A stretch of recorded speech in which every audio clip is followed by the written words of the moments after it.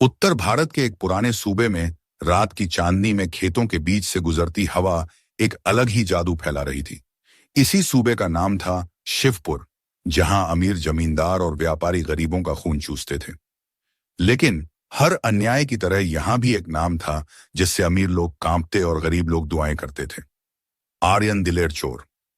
आर्यन काले कपड़े पहनकर चेहरे पर नकाब लगाकर अमीरों के घरों में घुसता, उनका सोना चांदी चुरा लेता और रात के अंधेरे में गरीबों के घरों के दरवाजे पर छोड़ देता। लोग उसे देवता मानते थे, पर सरकार उसे बदमाश कहकर पकड़ना चाहती थी। एक रात आर्यन ने शहर के बड़े साहूकार लाला तेजराम के घर डाका डाला।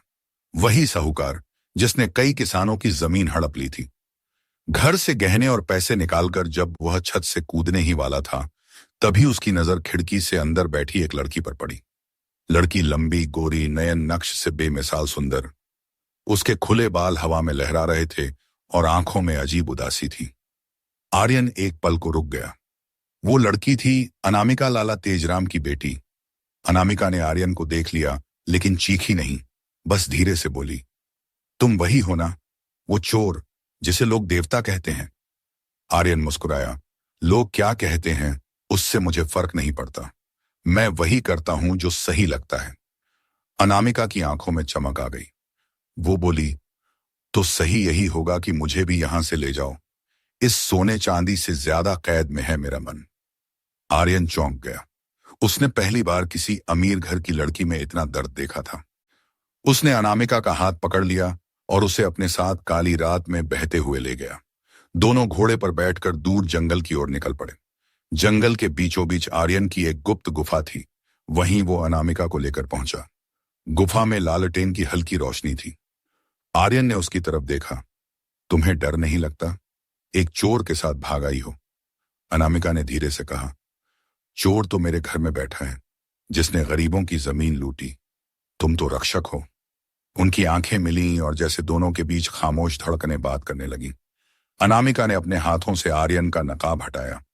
उसका चेहरा रोशनी में आया, नुकीली ठुड्डी, गहरी आंखें और होंठों पर हल्की मुस्कान। अनामिका का दिल धड़कने लगा।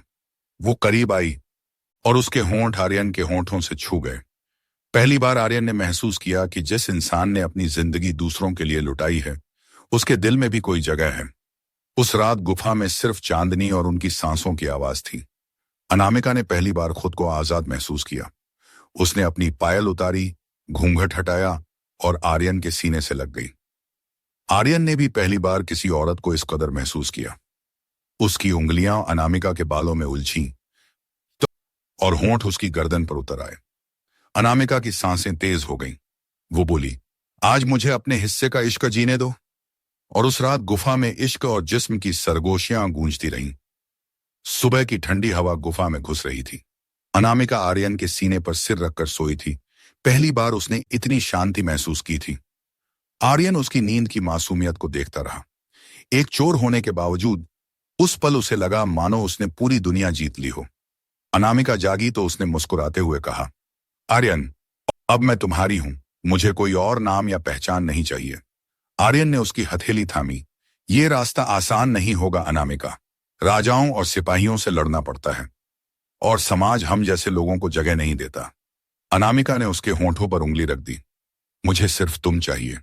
तुम्हारा साथ मिल गया तो बाकी सब मायने नहीं रखता। उनकी आंखों में वही जुनून था। फिर से दोनों एक दूसरे की बाहों में खो गए। गुफा के अंधेरे में उनके जिस्म और जज्बात का संगम हुआ। हर स्पर्श में बगावत थी, हर चुंबन में मोहब्बत। पर यह मोहब्बत ज्यादा दिनों तक छुपी नहीं रह सकी। शिवपुर के राजा ने ऐलान किया, जो चोर आर्यन को जिंदा या मुर्दा पकड़कर लाएगा, उसे 10,000 शर्फियां दी जाएंगी। लाला तेजराम तो वैसे ही खून के प्यासे थे। अपनी बेटी के भाग जाने का बदला लेने के लिए उसने दरोगा से मिलकर खोज शुरू कर दी। दरोगा ने चारों तरफ जाल बिछाया।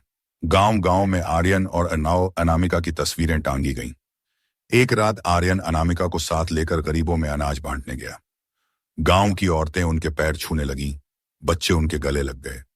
अनामिका ने देखा कैसे लोग आर्यन को भगवान मानते हैं। उसकी आंखों में प्यार और बढ़ गया। उसने वहीं गांव के मंदिर के पीछे आर्यन का हाथ थाम लिया और बोली, तुम सिर्फ चोर नहीं हो, तुम मेरे दिल का देवता हो। उस पल की तड़प ने उन्हें फिर करीब ला दिया। अनामिका का आलिंगन, आर्यन की बाहों की कसावट और हवा में इश्क का नशा, दोनों को लगा जैसे सारी दुनिया उनके खिलाफ हो, पर उनके बीच की आग सबको जला सकती है। लेकिन उसी रात एक किसान ने पैसों के लालच में उनकी खबर दरोगा तक पहुंचा दी। सुबह होते ही सैनिकों ने गुफा को चारों तरफ से घेर लिया। आर्यन ने अनामिका का हाथ पकड़ा। भागो, जंगल की ओर। दोनों दौड़ पड़े। तलवारों की चमक और घोड़ों की टापों के बीच उनकी सांसें तेज हो रही। एक तीर आर्यन के कंधे में आकर लगा, लेकिन उसने हार नहीं मानी। अनामिका उसकी चोट पर रो पड़ी। आर्यन, तब तुम मेरी वजह से फंस गए। आर्यन मुस्कुराया। अगर तुम्हारी वजह से मौत भी आएगी तो वो भी मुझे मंजूर है। जंगल की गुफा अब सुरक्षित नहीं रही थी। आर्यन का कंधा घायल था और सैनिक हर तरफ फैल चुके थे। अनामिका ने अपने आंचल से उसका खून रोकने की कोशिश की। वो बोली, आर्यन, तुम आराम करो, मैं तुम्हें मरने नहीं दूंगी। आर्यन ने उसकी आंखों में झांकते हुए कहा, अगर मौत आई भी तो तुम्हारी बाहों में आनी चाहिए। उस रात दोनों ने गुफा के एक कोने में जलती हुई आग के पास बैठकर अपने दिल की सारी बातें कह डाली। अनामिका ने अपनी पायल उतारकर उसके हाथ में रख दी। अब ये मेरी जिंदगी का सबसे बड़ा खजाना है, इसे अपने पास रखना, चाहे मैं रहूं या नहीं। आर्य ने उसका माथा चूमा और उसे अपने सीने से लगा लिया। जख्मी होने के बावजूद उसकी चाहत कम नहीं हुई। उनके होंठ फिर मिले और इस बार चुंबनों में दर्द और मोहब्बत दोनों की आग थी। उनके जिस्म एक दूसरे से लिपट गए। अनामिका ने पहली बार अपने पूरे अस्तित्व को आर्यन के हवाले कर दिया। उस पल दोनों भूल गए कि बाहर मौत मंडरा रही है। गुफा की दीवारों में उनकी सांसों और कराहटों की गूंज भर गई। वो रात उनकी मोहब्बत की सबसे गहरी रात थी। सुबह होते ही सैनिकों ने गुफा पर धावा बोल दिया। आर्यन ने तलवार थामी। अनामिका उसके पीछे खड़ी थी। सैकड़ों सैनिकों से लड़ते हुए आर्यन ने कई को धराशायी कर दिया, लेकिन तीरों और तलवारों की मार से उसका शरीर लहूलुहान हो गया। अनामिका ने भी एक सैनिक से तलवार छीनी और आर्यन के साथ कंधे से कंधा मिलाकर लड़ी। दरोगा चिल्लाया, मारो इस चोर को, जिंदा पकड़ो या मुर्दा।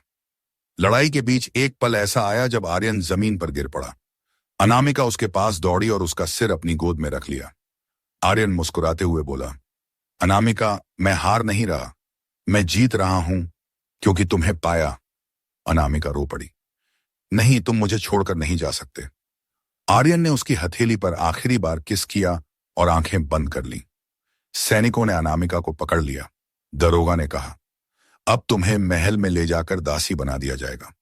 लेकिन अनामिका ने तलवार खींची और बोली, जिसका मैं हो चुकी हूं उसके बिना जीना मुझे मंजूर नहीं। कहते हैं उसने वहीं आर्यन के सीने पर लेटकर खुद को भी भेद लिया। सुबह की किरणों में दोनों के शरीर एक दूसरे से लिपटे हुए मिले। आर्यन और अनामिका अब इस दुनिया में नहीं थे, लेकिन उनकी मोहब्बत की कहानी पूरे शिवपुर में फैल गई। लोग कहते हैं, जब भी चांदनी रात होती है और जंगल में हवा चलती है, तो गुफा की गहराई से अब भी किसी के प्रेम गीत की आवाज आती है। वो आवाज है दिलेर चोर आर्यन और उसकी प्रेमिका अनामिका की, जो मौत के बाद भी एक दूसरे से जुदा नहीं हुए।